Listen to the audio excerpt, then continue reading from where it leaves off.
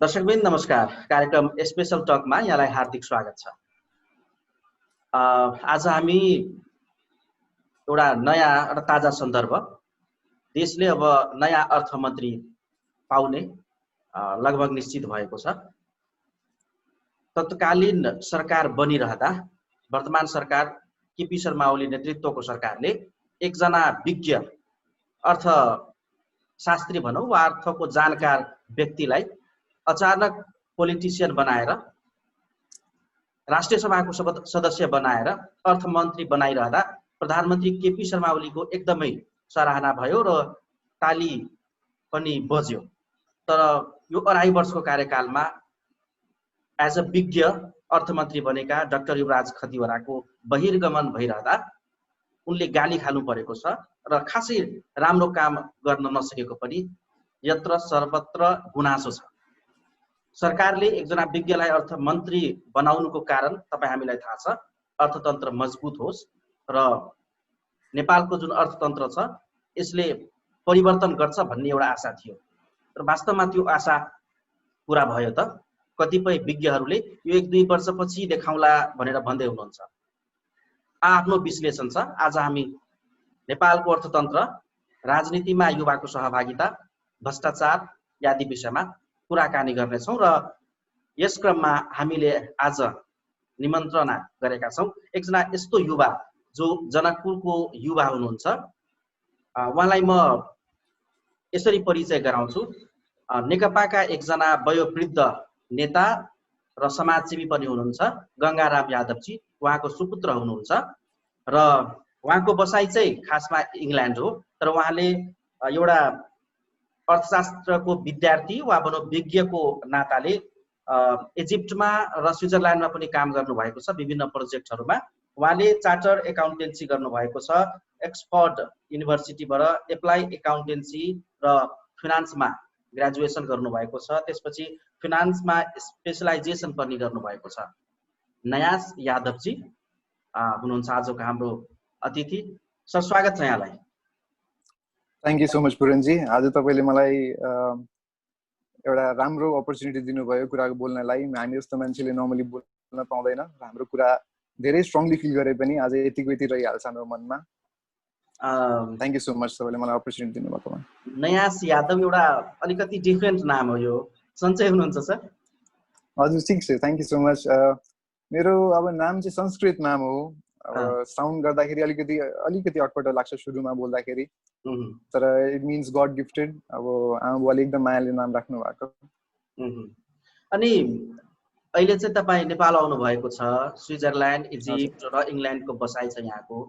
नेपाल आउनुको खास उद्देश्य चाहिँ के हो? कि लकडाउन नै हो? नेपालमा त लकडाउन नै हो एक्चुअली। खासमा म आफ्नो एउटा प्रोजेक्ट सकाएर इजिप्टबाट फर्केको थिएँ र लकडाउनमा अब यहाँनिर परिए। मेरो मम्मी बुवा चाहिँ बस्नुहुन्छ अनि यो टाइममा चाहिँ अहिले आफ्नो वृद्ध मम्मी बुवालाई छोडेर धेरै टाढा नबस्नुको कारणले म अहिलेको बसाइ चाहिँ मेरो नेपालमा छ। अहिले 1-2 महिनामा अझै नेपालमा बस्ने विचार छ। अब सुरुवात म यहाँबाट गर्छु सर। यहाँको पिताजी गङ्गाराम यादवजी एकदमै नेकपा जसको नेतृत्वमा अहिले सङ्घीय सरकार छ, अन्य 6 वटा प्रदेशहरूमा सरकार छ। उहाँको नेकपामा एउटा राम्रो खालको पहुँच पनि छ र चिन्जान पनि छ। तर तपाईँ जस्तो युवा जनशक्ति विदेशमा आफ्नो समय खर्च गरिरहनु भएको छ। नेपालले सदुपयोग गर्न सकेन नि त यहाँलाई? अब पुरनजी, नेपालमा हाम्रो एकदमै राम्रो अपर्च्युनिटी नभएर पनि हामी जस्तो मेरो दाइ ठुलो साइन्टिस्ट हुनुहुन्छ, इङ्ल्यान्डमा बस्नुहुन्छ। हामीले नेपालमा आउने धेरै इच्छा छ, तर यहाँनिर एउटा अप्रोप्रिएट अपर्च्युनिटी नभएर हामीलाई विदेशमा बस्नु परेको छ। तर आउनेवाला टाइममा चाहिँ हाम्रो इच्छा पनि छ र भोलि पर्सि अब नेपालको अलिकति सिचुएसन राम्रो भएपछि, स्टेबिलिटी आएपछि हाम्रो नेपालमा आएर हामी चाहिँ सकेसम्म नेपाल आफ्नो देशको सेवा गर्नको लागि हामी तत्पर छौँ। यहाँको जुन विज्ञता छ नि, यहाँको जुन एउटा पढाइ लेखाइ छ, म अर्थशास्त्रको विद्यार्थी नै भन्छु किनभने युवा हुनुहुन्छ, सिक्ने क्रम अझै पनि जारी छ। यहाँको यसो हुन्छ नि त भेटघाट नेपालको शीर्ष राजनीतिज्ञहरूसँग, नेताहरूसँग पनि हुँदो होला कुराकानी। अनि के गुनासो हुन्छ यहाँहरूको किन अवसर छैन यहाँहरूको लागि? पुरनजी पहिलो कुरा त म पोलिटिशियन होइन, एकदमै एपोलिटिकल मान्छे हो। स्योर। पोलिटिकल एन्थुजियास्ट भन्न सक्नुहुन्छ। मेरो बुवा श्री गङ्गाराम यादवजी नेपालमा 30-40 वर्षदेखि, हजुरको 40 वर्षभन्दा माथि उहाँको यहाँनिर योगदान छ समाजमा। स्कुल कलेजेसहरू बनाउनु भएको छ। खैर बुवाको र मेरो सोचमा चाहिँ अलिकति डिफ्रेन्स छ। उहाँ राजनीतिज्ञ भएर पनि आफ्नो पार्टीको विचारधारासँग राख्नुहुन्छ, इनलाइन बस्नुहुन्छ।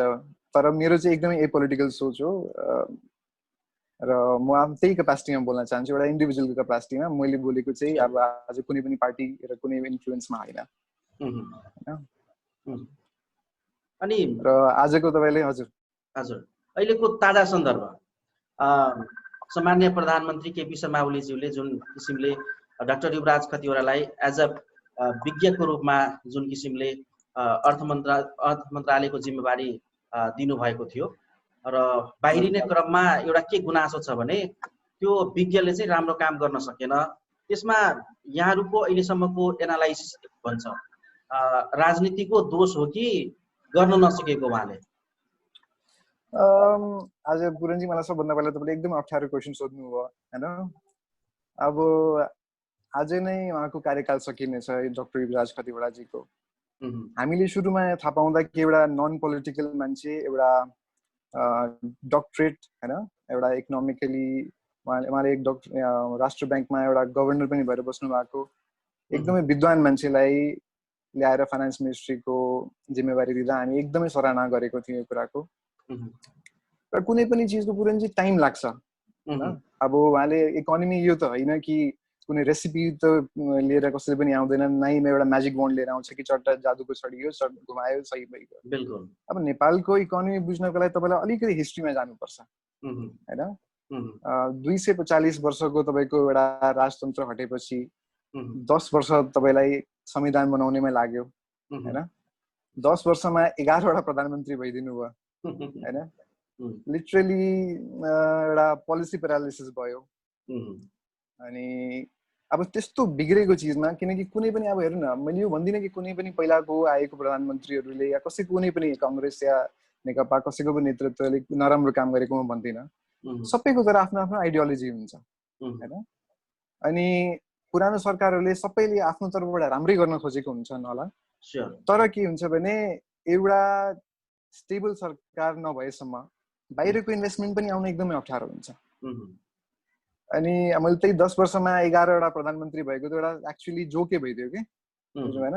जजसको एउटा पोलिटिकल एम्बिसन थियो, सबैजना एक एकपल्ट प्रधानमन्त्री बन्न पाए। अब एउटा पार्टीमा तपाईँको 4 देखि 5वटा 6वटा प्रधानमन्त्रीको प्रत्याशी छन् होइन। 2-3 जना बनिसकेको, 2-3 जना अझै उप प्रधानमन्त्री बनेर प्रधानमन्त्री बन्न लागेको होइन। अब पोलिटिकल इन्स्टेबिलिटी जबसम्म हुँदैन कुनै पनि कन्ट्रीमा, कुनै पनि फाइनेन्सियल या फिस्कल पोलिसिजहरूमा इम्प्लिमेन्टेसन एकदमै अप्ठ्यारो हुन्छ होइन। अनि त्यही कारणले हो हाम्रो सकेसम्म पनि सबैले आफ्नो आफ्नो नेतृत्व राख्न खोजे, आफ्नो आफ्नो मान्छेलाई लिएर आए, आफ्नो आफ्नो नयाँ नयाँ क्याबिनेट बनाए। र त्यसपछि पनि पोलिसिजमा एउटा इम्प्लिमेन्टेसन हुन सकेन। र त्यही कारणले गर्दा पनि तपाईँको कुनै पनि फरेन इन्भेस्टमेन्टहरूले या कुनै पनि फरेन कन्ट्रिजहरूले हाम्रो नेपालमा धेरै इन्ट्रेस्ट राखेन। अनि त्यसले गर्दा कुनै एफडिआई पनि आएन। आयो भने पनि तपाईँको फर इक्जाम्पल एउटा अमेरिकासँग तपाईँको एमसिसी सम्झौता भएको पनि धेरै वर्ष भइसक्यो, सुन्नु होला तपाईँलाई पनि होइन। अमेरिकाले $500 मिलियन रोड ट्रान्सपोर्ट र तपाईँको इलेक्ट्रिफिकेसनमा विषय पनि हो। अब धेरै वर्षदेखि अब त्यो टुङ्गो लागेको छैन। किन लागेको छैन भनेको पोलिटिकल स्टेबिलिटी भएन। सबै गभर्मेन्ट ल्याएर आफ्नो आफ्नो नेगोसिएसन गर्छन्। अब त्यसमा आफ्नो पोलिटिकल इन्ट्रेस्ट पनि हुन्छ अनि धेरै तरहको नाना तरहको चिजहरू पनि हुन्छ, तपाईँले हामीले पोइन्ट आउट गर्न मिल्दैन होइन पोलिटिकल डिसिजन्सहरू। तर एकाउन्टेबिलिटी हुनु पर्यो के यति वर्षदेखि तपाईँको अहिले जस्तो भर्खर मैले हेर्दा 5% मात्रै आएको छ फन्ड्सहरू। 500 मिलियनबाट 5% फन्ड्स मात्रै आउने होइन। जबकि त्यो एकदमै वेलफेयर प्रोजेक्ट मात्रै हो, त्यसमा कुनै पनि मिलिट्री को कुनै भन्न सम्झौता छैन कि तपाईँले अमेरिकाले हाम्रो देशलाई मिलिट्रीको लागि युज गर्छ, केही पनि त्यस्तो छैन। It's totally a welfare project. जुन किसिमको हल्ला छ नि अहिले नेपालमा, जुन किसिमको हल्ला छ, यो प्रोजेक्ट लागू भइसकेपछि नेपालमा अमेरिकी सेनाको कब्जा हुन्छ, नियन्त्रण हुन्छ, यो सरासर गलत हो। यो बिल्कुलै सरासर गलत हो। त्यो तपाईको मेमोरेन्डममै छैन है। इट्स एन्टायरली डेभलपमेन्ट प्रोजेक्ट हैन। नेपाल अमेरिकाको खासमा पोलिटिकल इन्ट्रेस्ट पनि यति नेपालमा छैन। For I don't know, I don't want to comment on that हैन, किन छैन। तर के छ भने हाम्रो छिमेकी देशहरूको हुन सक्छ, छिमेकी देशहरूको नेपालमाथि जियोपोलिटिकल सिचुएसनले गर्दा धेरै इन्ट्रेस्ट छ। तर यो प्रोजेक्ट एमसीसी चाहिँ एन्टायरली वेलफेयर प्रोजेक्ट हो हैन। अनि त्यो स्टल भएर कति वर्षदेखि नेगोसिएसन मात्रै भइरहेछ। फर इक्जाम्पल एउटा अझै तपाईँको इन्डियासँग भन्न इलेक्ट्रिसिटीको एउटा नेगोसिएसन चलिरहेको छ। 2016 देखि लिएर अहिलेसम्म चलिरहेको छ। अहिलेसम्म तपाईँको एउटा प्राइस नेगोसिएट मात्रै हुन पाएको छैन, बुझ्नु भएन। अब नेपालमा नयाँ नयाँ नयाँ नयाँ प्रोजेक्टहरू आउने कुरा चलिरहेको छ, राम्रो कुरा हो, एउटा सकारात्मक कुरा हो, हामी वेलकम गर्छौँ। तर पोलिटिकली एउटा राम्रो डिसिजन नलिन गएको कारणले त्यो स्टल हुँदै गइरहेको छ हैन। र आज हामी अब हेर्न स्टेबिलिटीको कुरा गर्दा गर्दै एउटा इन्स्टेबिलिटी भइदिइहाल्यो आज। It's a very unfortunate thing कि डाक्टर युवराज खतिवडाले आज रिजाइन गर्नु पर्यो। टोटली अनफेयर भयो उहाँसँग हैन। इलेक्सन लड्नु भएको थिएन, नोमिनेट गरेर मात्र उहाँसँग एउटा अप्सन थियो, तर त्यो पनि गर्न सक्नु भएन। अब अनि एउटा राम्रो इकोनोमिस्ट भएर पनि उहाँलाई पोलिटिकल प्रेसरमा आएर आज छोड्नुपर्छ। I think it's a very unfortunate thing. अब उहाँको सट्टा अब वामदेवजीको आउने कुरा छ, कुनै पनि त्यसमा गलत कुरा होइन। एउटा सिनियर इन्टरनेसनल लिग जहाँ तपाईँ बस्नुहुन्छ अहिले, जहाँको अनुभव छ यहाँलाई, इजिप्टको, इङ्ल्यान्डको हैन, स्विजरल्यान्डको, उताको एक्सरसाइज के हुन्छ? विज्ञलाई, अर्थशास्त्रीलाई नै अर्थमन्त्री बनाउने हो कि पोलिटिसियन हुन्छ, के हुन्छ उता? होइन, एउटा पोलिटिकल मान्छेलाई हेर्नु, you need a political engineer, you don't need a doctor to serve for health ministry, you don't need an economist or perhaps somebody who has a degree in finance necessarily जरुरी छैन। तर एउटा अलिकति sound knowledge भएको मान्छे, किनकि हेर्नु अरु मिनिस्ट्रीजहरुमा सायद एक्सपर्टिज चाहिँदैन, तर फाइनान्स भनेको तपाईको एउटा कन्ट्रीको ब्याकबोन हो हैन। नट नेसेसरीली बट एउटा एन्करेज गरिन्छ। अब तपाईको हाम्रो फर एक्जाम्पल इङ्ल्यान्डमा है एउटा भारतीय मूलभूतको एकजना ऋषि, के नाम छ, एक्सचेकर चान्सलर एक्सचेकर हुनुहुन्छ हैन। 40 इयर्सको एजमा उहाँको फाइनान्स मिनिस्टरको र्याङ्कै हो एक्स चान्सलर भनेको हैन। अनि एउटा फाइनान्सको ब्याकग्राउन्ड भएको मान्छेलाई उहाँले आज एउटा युवालाई इङ्ल्यान्ड जस्तो ठुलो इकोनोमीमा उहाँलाई एउटा राम्रो अपर्च्युनिटी दिएको छ हैन। अनि इन्डियामा पनि पहिला हेर्नु डाक्टर मनमोहन सिंह हुनुहुन्थ्यो, एउटा धेरै ठुलो इकोनोमिस्ट, उहाँको नाम थियो। 1990s मा सबभन्दा ठुलो रेभोल्युसन गरेर तबदेखि नै भारतको पुरा कायाकल्पै चेन्ज भयो हैन। एन्करेज गरिन्छ तर जरुरी नेसेसरी हैन। अनि एउटा जुन किसिमको उहाँलाई अर्थमन्त्री बनाइएको थियो, तपाईको विचारमा त्यो सही थियो डिसिजन? डिसिजन एकदम सही थियो, मन्शा एकदम सही थियो। तर पुरनजी अब हेर्नु, कुनै भन्न म एउटा मेटाफर युज गरिरहेको छु, एक्जाम्पल दिइरहेको छु। कुनै मान्छे जसमा 10% मात्र लाइफ रहिरहेको छ, एउटा हार्ट अट्याकले मर्न आँटेको 5 वटा हार्ट अट्याक भएपछि एउटा बेस्ट सर्जनलाई ल्याएर दिनु, उसले अपरेट गरेमा बाँच्छ कि बाँच्दैन ग्यारेन्टी हुँदैन हैन। अब इकोनोमी भनेको you know it takes time. तपाईले राम्रो डिसिजनहरु लिनुहुन्छ, 3, 4, 5 वर्ष 10 वर्षमा आएर तपाईलाई त्यो चीजहरुको बेनिफिट्स पाउँछ हैन। आज उहाँले तपाईले फाइनान्स मिनिस्टर बनाउनु भयो, पहिलाको नै उहाँसँग ब्याकलग यति धेरै हुन्छ, त्यसलाई सिधा गर्न, त्यसलाई ठिक गर्नमा पनि टाइम लाग्छ। र त्यसपछि अगाडि जुन पोलिसीजहरु उहाँले बनाउनु हुन्छ, त्यसको नयाँ टाइम अगाडि आउने टाइममा तपाईलाई त्यो चीजको बेनिफिट्सहरु हुन्छ, इभेन्चुअली बेनिफिट्स हुन्छ। अब उहाँले राम्रो डिसिजनहरु पनि लिनुभयो, कतिवटा प्रोजेक्ट्सहरुमा उहाँले भन्न राम्रो आफ्नो चासो लिएर अगाडि पनि बढाउनु भयो। It will take time. अब चेन्ज गरेर this was not the right time to change हैन। अहिले चाहिँ तपाईको कोरोना भाइरसले गर्दा कन्ट्री त्यसै पनि क्राइसिसमा छ। इकोनोमी नेपालको you know it's devastated right now, एकदमै नराम्रो क्राइसिसले गुज्रिरहेको छ। सबै पुरा दुनिया गुज्रिरहेको छ, नेपाल मात्र होइन। यो टाइम चाहिँ सही टाइम होइन तपाईको एउटा चेन्ज गर्नको लागि फाइनान्स मिनिस्टर हटाउनलाई that's not a solution in my opinion at least हैन यो सही समय थिएन सही समय थिएन पोलिटिक्स हावी भइदियो हैन अब उहाँको लागि एउटा ठाउँ भइदिएको भए राम्रो हुन्थ्यो हैन राष्ट्रिय सभामा उहाँले कन्टिन्यू गर्न सक्नुहुन्थ्यो र केही अझै टाइम पाउँथ्यो हैन एउटा इकोनोमिस्ट हो र एकदम राम्रो उहाँको पेडिग्री भएको मान्छे हो डक्टरेट गर्नुभएको छ पिएचडी गर्नुभएको हो हैन उहाँलाई छोडेर अब तपाईँले कसलाई बनाउनु पर्ने अब next I don't want take any names तर अब नेक्स्ट उहाँको जो पनि आउँछ उहाँसँग तपाईँको अपेक्षा कति नै हुन्छ र उहाँसँग के नै ग्यारेन्टी छ र कि उहाँले पनि नेक्स्ट अब जो फाइनान्स मिनिस्टर आउनुहुन्छ उहाँले गर्दा सबै चिज ठिक हुन्छ भने कुनै ग्यारेन्टी छैन किनकि पहिलेदेखि यति क्राइसिसमा छ हैन this is not the right time to change a finance minister for any mature government यहाँले विभिन्न संविधानहरूको र प्रधानमन्त्रीहरूको पनि कुरा गर्नुभयो नेपालको राजनीति वा भनौँ पृष्ठभूमि कति बुझ्नु भएको छ यो 2.5 वर्षको उहाँको जुन कार्यकाल थियो नि डाक्टर युवराज खतिवडाको त्यो कार्यकालमा उहाँले गरेको कामहरू के बुझ्नु भएको छ तपाईले भन्ने लायक छ के अब हेर्नु भन्ने लायक हेर्नु अब 2 दिन अगाडि नै अस्ति भर्खर मैले कुरा डिस्कस गर्दै थिएँ अनि we definitely needed some interest changes अब हेर्नु दुईटा पोलिसिजहरू हुन्छ फाइनान्स डिसिजनमा एउटा फिस्कल पोलिसिजहरू हुन्छ र मोनेटरी पोलिसिजहरू हुन्छ अनि डाक्टर खतिवडा गभर्नर भएको कारणले पनि उहाँ मोनेटरी पोलिसिजमा अलिकति उहाँको रुझान बेसी छ अनि उहाँले एकदम सही टाइममा इन्ट्रेस्ट रेट्सहरू मोडुलेट गर्नुभयो which is a very sensible thing to do अब आइएमएफसँग अहिले आजको टाइममा हेर्नु नेपालसँग रेभेन्यू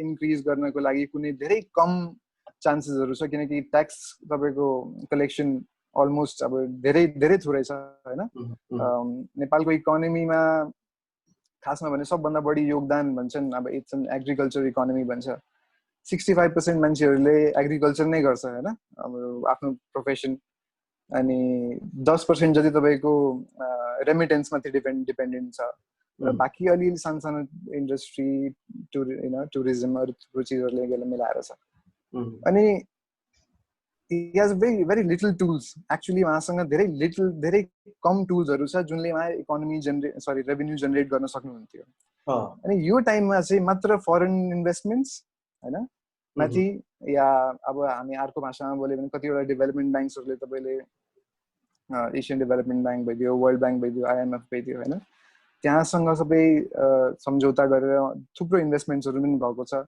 जस्तो कि तपाईँलाई थाहा होला एउटा के नाम छ झापामा एउटा प्रोजेक्ट बनिरहेको छ आई थिंक चाइनाले इन्भेस्टमेन्ट गरिरहेको छ हैन त्यो पनि उहाँको कार्यकालमै भएको हो अनि उहाँले जाँदा जाँदै के भन्नु भएको छ भने मैले समृद्धिको जग आधार तयार गरेको छु अब कर्मचारीले चाह्यो भने यो पूरा हुन्छ अब यो अर्थतन्त्रलाई सबल बनाउनका लागि एउटा मन्त्रीको मात्रै हात हुन्छ कि कर्मचारीको पनि होला सायद मेरो विचारमा उहाँले कर्मचारीलाई देखाएर बाहिरिनु भएको छ अब भोलि गएर यसो सम्भव हुन सकेन भने कर्मचारीको दोष होला भन्ने पनि आइडिया हुन सक्छ वास्तवमा कर्मचारीको रोल के हुन्छ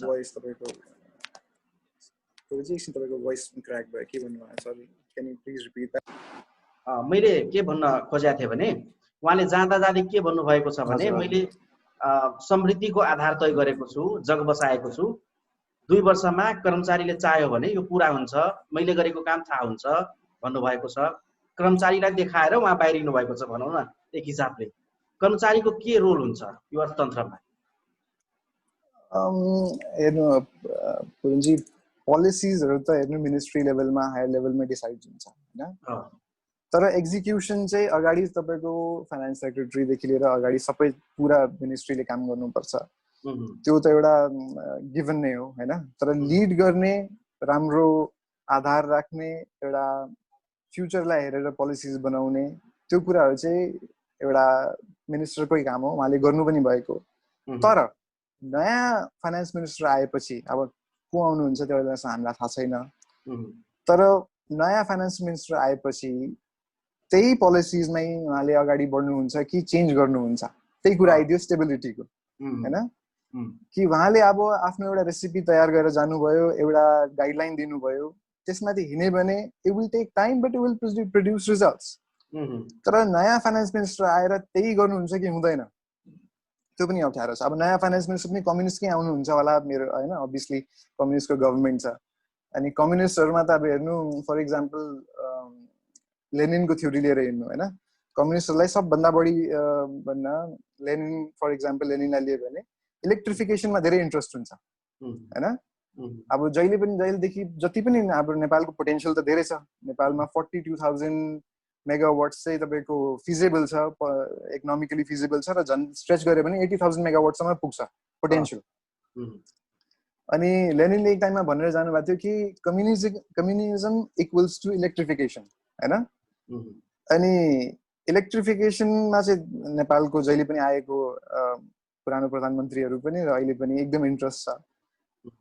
कोसिस छ कि 2026सम्म 15,000 मेगावाटको इलेक्ट्रिसिटी प्रड्युस गर्नुहुन्छ भनेर, यो पनि सबै आधार पनि राख्नु भएको छ, which is a very good thing. अब अलग अलग सबैको टाइममै आएको, जस्तो कि बुढी गण्डकी प्रोजेक्टमा 1200 मेगावाट, तामाकोशी 450 समथिङ मेगावाट छ।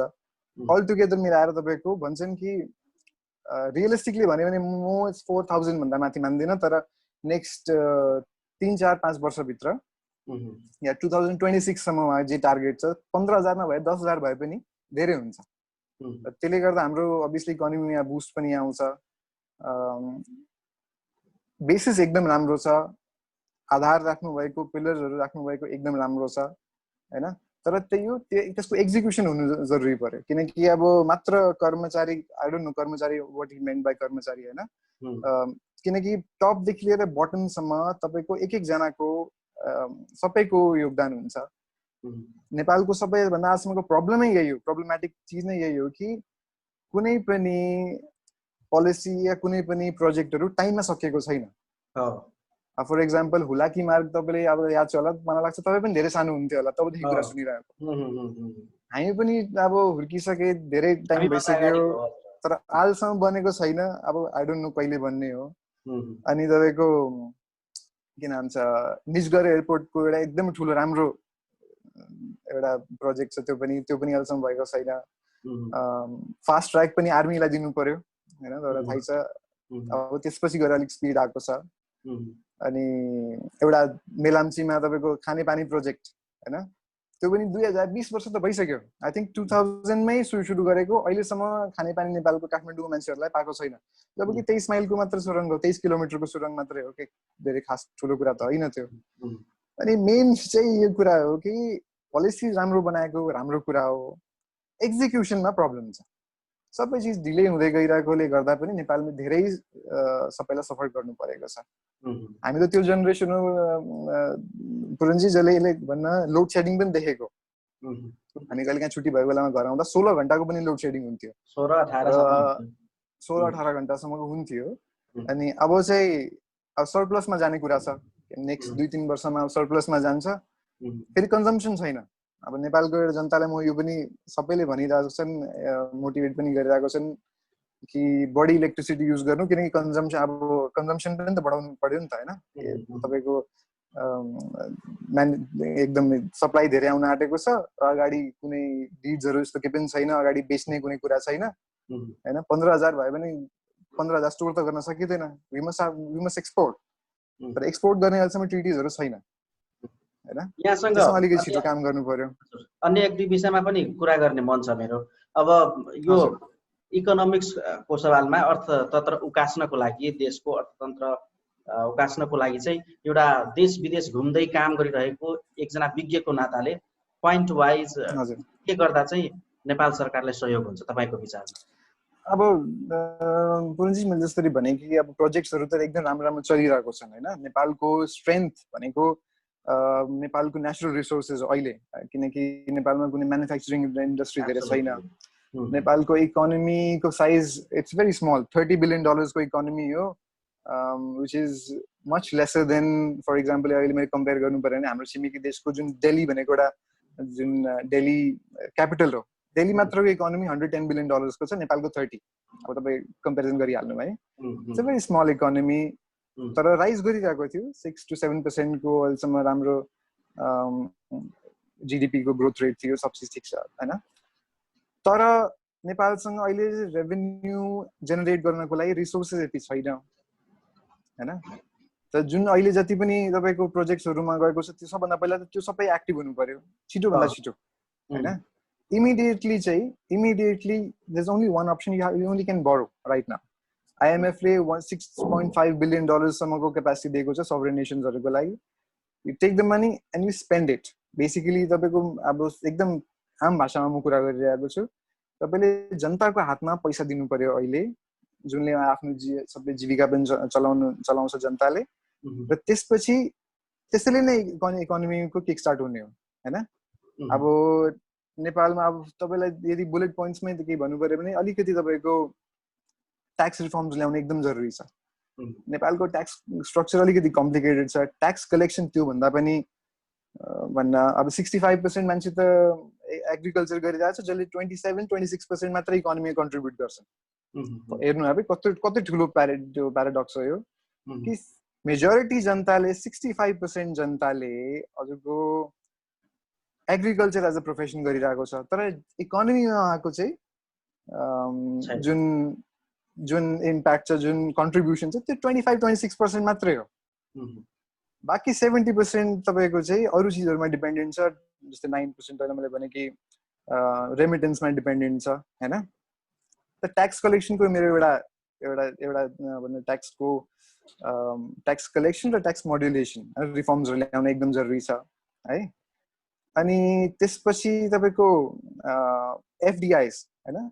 नेपालमा ब्युरोक्रेसीमा एकदम अप्ठ्यारो भयो, किनकि कुनै पनि चिज आउँदा कुनै पनि एउटा राम्रो इन्भेस्टमेन्ट गर्ने कम्पनी या कुनै पनि एउटा गभर्नमेन्टले पनि तपाईको इन्भेस्टमेन्ट गर्नु छ भने, एउटा मेच्योर डेमोक्रेसीमा कहीँ गएर इन्भेस्टमेन्ट गर्नु छ भने पहिला स्टेबिलिटी हेर्छ। फर्स्ट थिङ अब म त्यही रिपिट गर्दैछु कि स्टेबिलिटी एकदम हुनु जरुरी छ। And you need to provide them a safety bracket. कुनै पनि FDI फरेन डाइरेक्ट इन्भेस्टमेन्ट्स आउन भन्दा पहिला तपाईलाई यहाँको रेड टेपिजम जसलाई भन्छ कि अब त्यो खतम गर्नु पर्यो। नेपालमा एउटा तपाईको कम्पनी खोल्नको लागि आई थिंक फर्मालिटिजहरु, जस्ट फर एक्जाम्पल दुबईमा कम्पनी खोल्नु छ भने 1 घण्टामा खोल्न सक्नुहुन्छ तपाईले।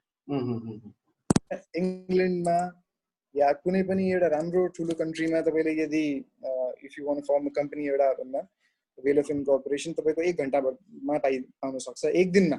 हाम्रो छिमेकी देश भारतमै 1 दिन भित्रमा सकिन्छ। तर नेपालमा चाहिँ इट्स नट सो इजी हैन। अनि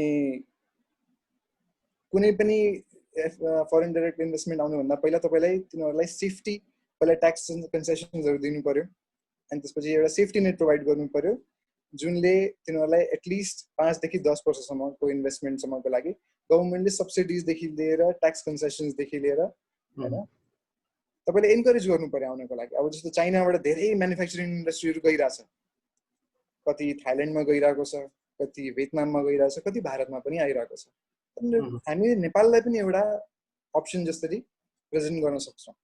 फरेन डाइरेक्ट इन्भेस्टमेन्ट एकदमै इम्पोर्टेन्ट हो, त्यसैले आएर नेपालमा जब्स पनि क्रिएट गर्ने हो, बाहिरबाट पैसा पनि अभियसली हैन आउने हो। अब धेरै जस्तो प्रोजेक्टहरु के छ भने नेपालमा हाम्रो गभर्नमेन्ट एडेड हो, गभर्नमेन्टको धेरै इन्टरफेरेन्स छ, र कति इकोनोमिस्टहरुले भन्छन् कि government has no business to be in business हैन।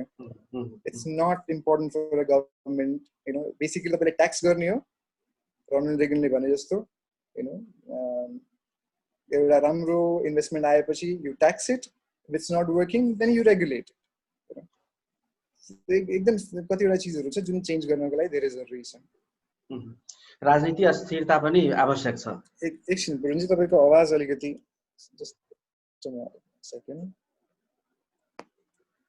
राजनीतिक स्थिरता पनि आवश्यक छ यो सबै कुराको लागि। राजनीतिले कसैलाई छोड्दैन भन्छ नि त। एक्ज्याक्टली। अब म एकदम एपोलिटिकल मान्छे हो। अब धेरै जस्तो हाम्रो नेपाली युथ पोलिटिक्समा हतपत हाल्न खोज्दैन। पोलिटिक्स इज अ भेरी एउटा अमेरिकाको राष्ट्रपतिले भन्नुभएको थियो रोनाल्ड रेगनले, politics is the second oldest profession हैन। सेकेन्ड ओल्डेस्ट, फर्स्ट त एकदम एउटा टिभीमा बोल्न सक्दैन, गलत चिज हो। अनि second oldest profession in Hee didn't mean it in a very right way. मतलब राम्रो तपाईको राम्रो इन्टेन्सनली भन्नुभएको थिएन, पोलिटिक्सलाई एकदमै डर्टी भन्छन्, लास्ट रिजल्ट अफ स्काउन्जल, धेरै गलत कुराहरू भन्छ। तर हाम्रो युथले चाहे कोही पनि एपोलिटिकल भएर पनि सबैले पोलिटिक्समा जसले आफ्नो देशको अलिकति पनि जसले देशमा इन्ट्रेस्ट राख्छ र देशको विकासको लागि चाहना राख्छ त्यसले पोलिटिक्समा इन्ट्रेस्ट राख्नै पर्छ। पोलिटिक्सको सबभन्दा नराम्रो कुरा नै यही हो, क्रुएल कुरा यही हो कि तपाईँले चाहे नचाहे पनि पोलिटिक्सले तपाईँलाई जरुर इफेक्ट गरिदिनै हाल्छ। If you want to participate or you don't, तर जसरी पनि तपाईँले पोलिटिक्सले तपाईँलाई इफेक्ट गर्छै गर्छ। त्यसै लागि युथको पार्टिसिपेसन हुन एकदम जरुरी छ हैन। मैले अस्ति स्ट्याट्स पढिरहेको थिएँ अनि तपाईँको it has to start from the political parties हैन। पोलिटिकल पार्टिजको 60% मान्छेहरू चाहिँ अब हेर्नु, नेपालको जनता 52% नेपाली जनता युथ हो, 40 भन्दा मुनि है। टिकट पाउने बेलामा चाहिँ कति मेजर पार्टीहरूको मात्रै कुरा गर्दैछु म, 600 समथिङ मान्छे नेताहरू चाहिँ तपाईँको 60+ थिए है। अनि 60% ओभरअल गर्दाखेरि 40+ थिए। अब एउटा यङ कन्ट्री, यङ डेमोक्रेसी युथको पार्टिसिपेसन एकदम बेयर मिनिमम छ।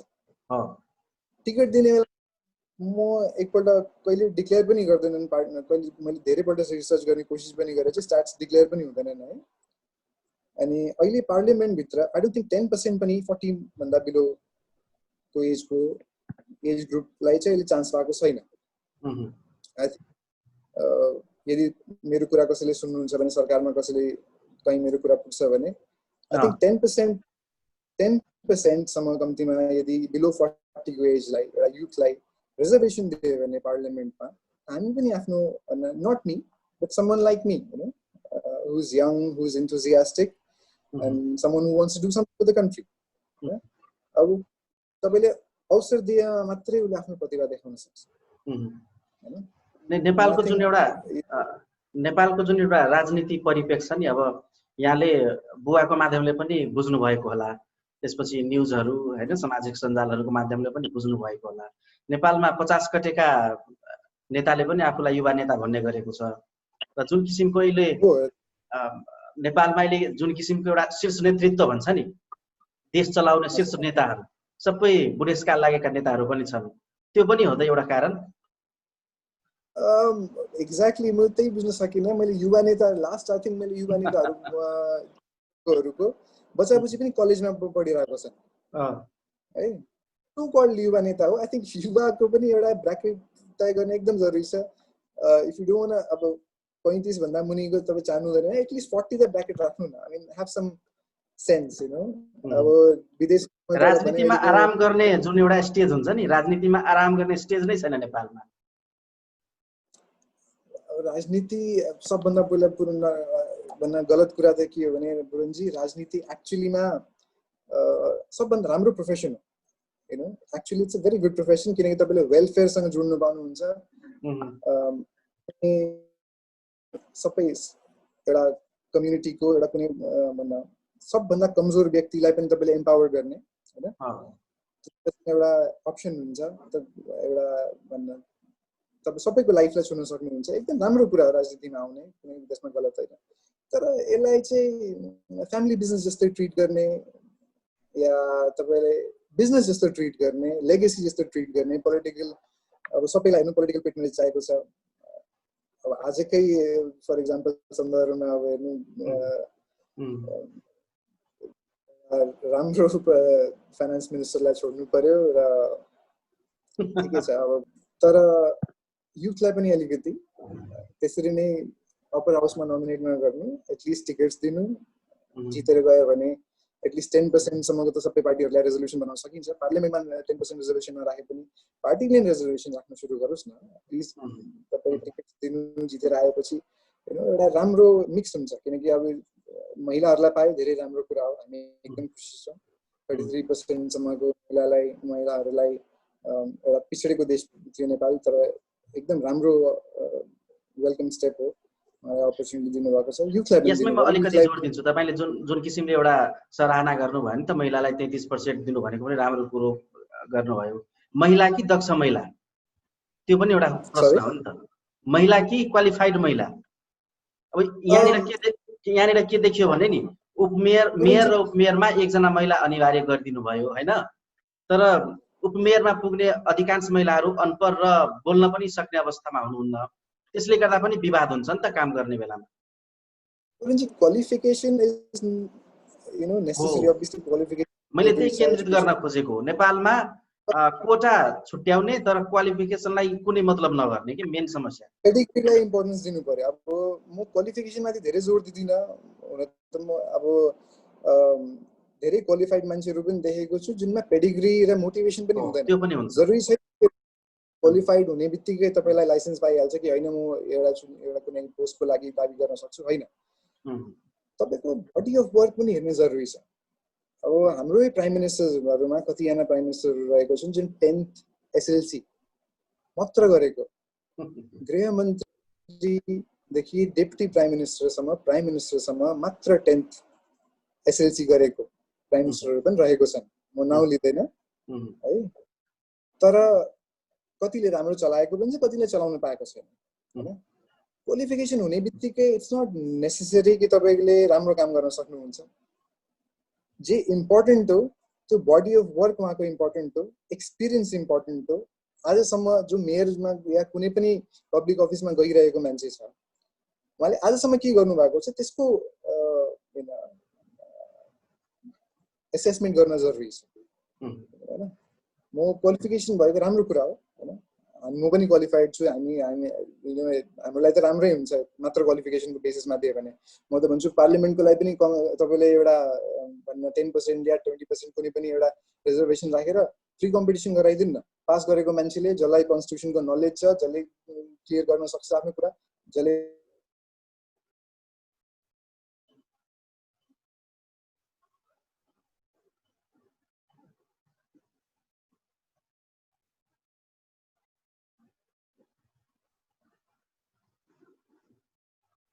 न्यासजी मलाई सुन्दै हुनुहुन्छ न्यासजी?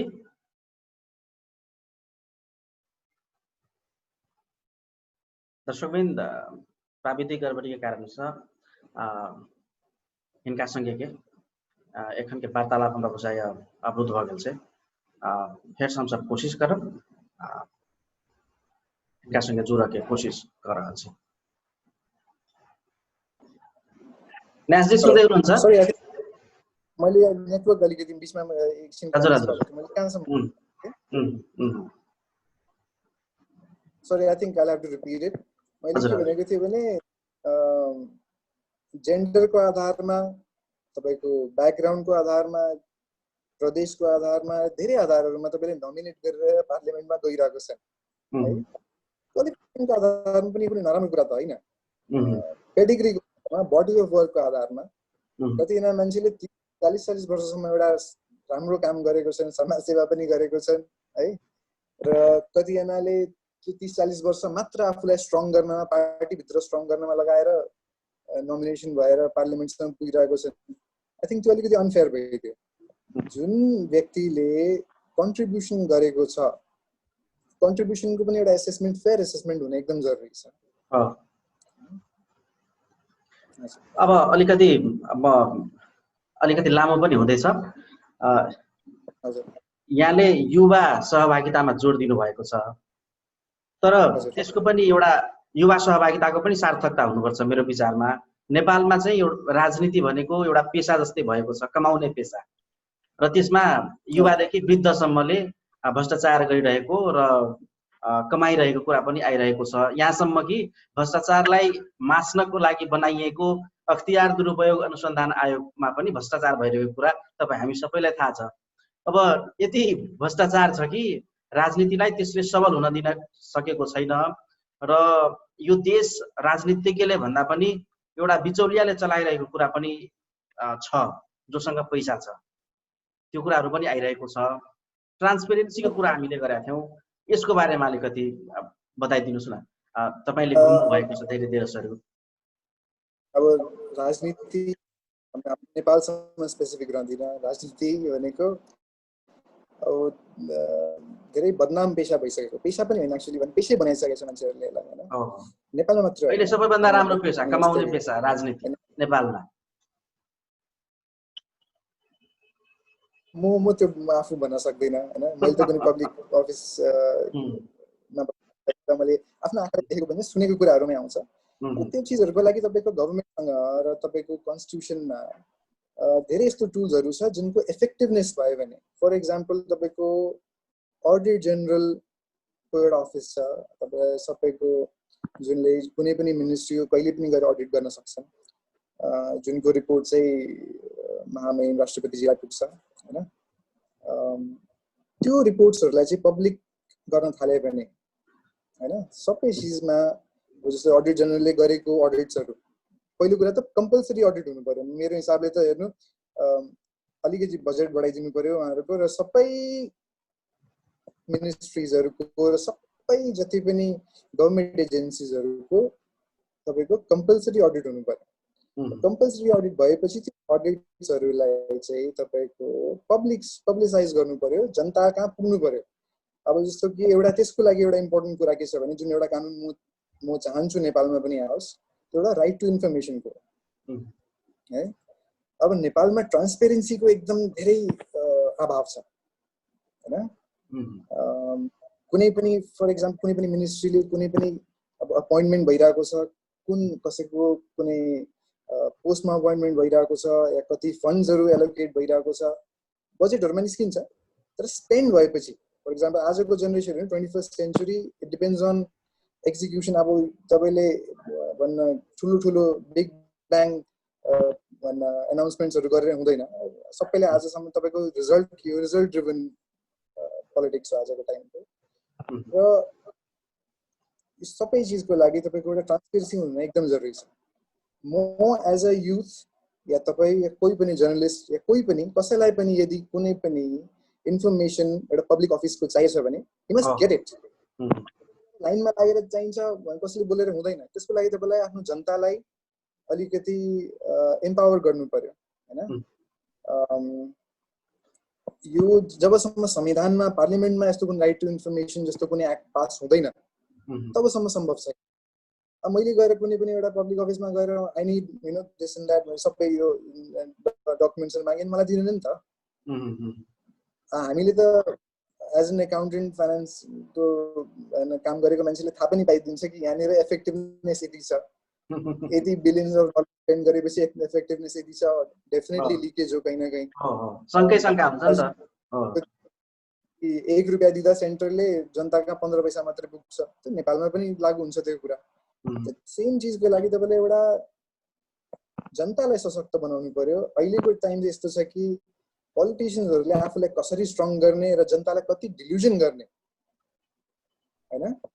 पोलिटिसियन्सहरूले आफूलाई आफ्नै लबीमा ब्युरोक्रेसीमा आफ्नै मान्छे राखेर, जुडिसियरीमा आफ्नै मान्छे राखेर हैन, अनि सकेसम्मको पावर भएको ठाउँहरूमा आफ्नै मान्छे राखेर एउटा पेट्रोनेज बनाइसकेको छ, एउटा आफ्नो लबी बनाइसकेको छ, जुनले जनताका मेन जुन मुद्दाको कुरा हुन्छ र जुन जनताले जान्नुपर्ने कुरा इन्फर्मेसनहरू जनताका पुग्दैन। त्यसको लागि मात्र हाम्रो संविधानमा जुन हाम्रो डेमोक्रेसीको टेम्पल त पार्लियामेन्ट हो हैन। हामीले मन्दिर मस्जिद गएर हुँदैन, पार्लियामेन्ट हो सबभन्दा बढी। आज हाम्रो एउटा सोशल कन्ट्र्याक्ट हो, हाम्रो र हाम्रो पोलिटिसियन्सहरूको बिचमा सोशल कन्ट्र्याक्ट हो। हाम्रो मेरो र मेरो प्रधानमन्त्रीको बिचमा एउटा सोशल कन्ट्र्याक्ट हो, एउटा पोलिटिकल कन्ट्र्याक्ट हो। मलाई रिप्रेजेन्ट गर्दै हुनुहुन्छ सबै पोलिटिकल अफिसमा बसेको रिप्रेजेन्टेटिभहरूले, they must answer us. If you अब डेमोक्रेसीमा त तपाईहरुलाई पनि for example journalist you know you are the fourth pillar of democracy.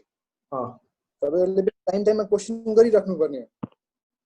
Journalism त स्केप्टिक हुनै पर्ने हो, जनता पनि स्केप्टिक हुनु पर्ने हो।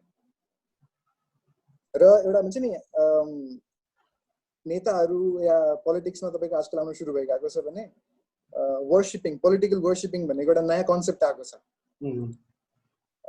अमेरिकामा ट्रम्प सपोर्टर्सहरूले एउटा हुन्छ नि पोलराइज भएर सबै आफ्नो लिडरलाई सपोर्ट गरिरहेछन्। भारतमा तपाईँलाई थाहै छ अब एउटै रङको झन्डा चल्छ, एउटै रङको सब्जी चलिरहेको, रङ लगाएर गए which way is powerful. Political worshipping चलिरहेछ, त्यो गलत हो। वर्शिप गर्ने आफ्नै ठाउँ छ वर्शिप गर्नको लागि हाम्रो नेपालमा मन्दिरहरूको कमी त छैन। पोलिटिसियन्सहरूलाई प्लिज वर्शिप नगर्नु, स्केप्टिक रहनु, क्वेसन सोध्नु। तपाईँको मौलिक अधिकारहरू हो। जनताले नै नेताले बनाउने हो, जनताले नै पोलिटिक्स चलाउने, जनताले नै देश चलाउने हो। For the people, you know, by the people भन्ने कुराहरू मात्र थ्योरीमा होइन, एक्चुली ल्याउनु पनि पर्यो होइन, कुराहरूलाई इम्प्लिमेन्ट गर्नु पर्यो। त्यसै लागि मैले भनेको एउटा right to information, I think this is one act that government should act on, त्यो एउटा रेगुलेसन ल्याउनु जरुरी छ। धेरै राम्रो कुराकानी भयो। विदेशमा बसेर पनि यहाँले धेरै कुरा बुझ्नु भएको छ नेपालको विषयमा। अब अन्तिममा एउटा क्वेसन सोध्न मन लाग्यो मलाई। एउटा बुवाको चिनजानको नाताले पनि अब मलाई लाग्छ अहिले सरकार हाँकिरहेको नेकपामा यहाँको बुवाको पनि राम्रो चिनजान होइन, र यहाँको पनि चिनजान होला, कुराकानी भइरह होला शीर्ष नेताहरूसँग होइन। तर जुन किसिमले आफ्नो छोराछोरीहरूलाई विदेश पढाउने होइन, अनि विज्ञता चाहिँ विदेशमा खर्च गर्न लाउने, तर छोरा आऊ नेपालमा बस यहाँ राजनीति गर भन्ने जुन एउटा परम्परा हुनु पर्थ्यो नि त, लिडर्सहरूले त्यो गर्नु पर्थ्यो।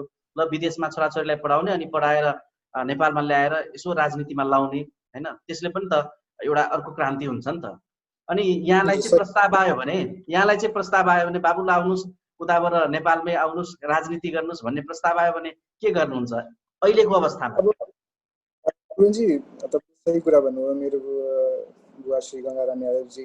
म पोलिटिसियन मान्न चाहदिनँ आफ्नो बुवाले, उहाँ समाजसेवी हो होइन। अब द्याट्स व्हाट म आफ्नो नजरमा उहाँ एउटा समाजसेवी हो। 40 वर्षदेखि स्कुल कलेजहरू बनाएर शिक्षामा उहाँको धेरै योगदान छ।